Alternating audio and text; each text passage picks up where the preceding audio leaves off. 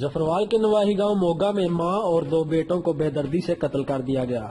قتل ہونے والوں میں فیضان علی رضا اور والدہ فوزیہ بی بی شامل ہیں۔ فوزیہ بی بی اور 2 بیٹوں کو رات کی تاریکی میں قتل کیا گیا، تاہم قتل ہونے کی وجہ ابھی تک سامنے نہ آ سکی۔ District police officer Kashif Aslam کی جانب سے ملزمان کی جلد گرفتاری کی یقین دہانی کرائی گئی ہے۔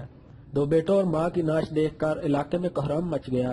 ماں اور 2 بیٹوں کی نماز جنازہ ادا کر دی گئی، جس میں ہزاروں افراد نے شرکت کی۔